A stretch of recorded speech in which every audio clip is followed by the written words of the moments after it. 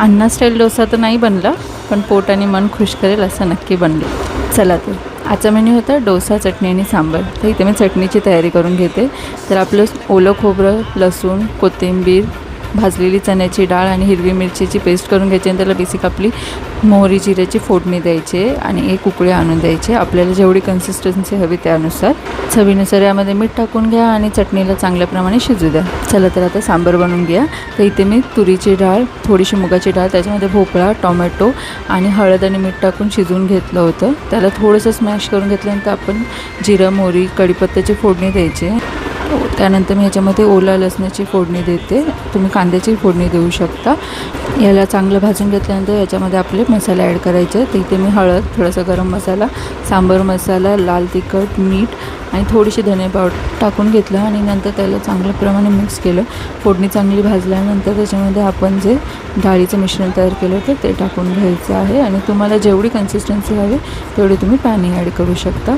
त्याच्यानंतर ह्याच्यामध्ये मी शेवग्याच्या शेंगाही टाकल्या होत्या, ज्या मी बाजूला दुसरीकडे शिजवून घेतल्या होत्या। त्या शेंगा मी टाकून घेते आणि चवीनुसार मीठ टाकून आपल्याला याला उकळी येऊ द्यायची आणि थोडंसं आटवून घ्यायचं आहे। साधारण तुमच्या कन्सिस्टन्सी जसे हवे तसे करू शकता।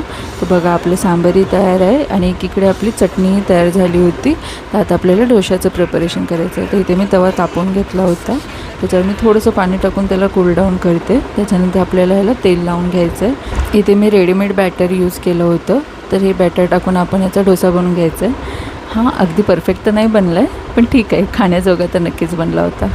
पीठ असं पसरवून घेतल्यानंतर आपल्याला त्याला थोडं शिजायला वेळ द्यायचा आहे। थोडंफार शिजत आल्यानंतर मी त्याला साईडने थोडंसं तेल सोडून घेते आणि त्याच्यानंतर आपल्याला याला उचलून परतवायचं आहे। गरमागरम डोसा, चटणी आणि झणझणीत सांबार कॉम्बिनेशन काही औरच लागतं। तुम्ही नक्की एकदा ट्राय करा आणि मला कमेंट्समध्ये कळवा की कशा पद्धतीने ही रेसिपी बनवली जाते। तुम्हीही नक्की ट्राय करून बघा आणि मला तुमचे रिव्ह्यूज कळवा। माझी रेसिपी आवडली असेल तर चॅनलला नक्की सबस्क्राईब करा, व्हिडिओला लाईक करा, शेअर करा।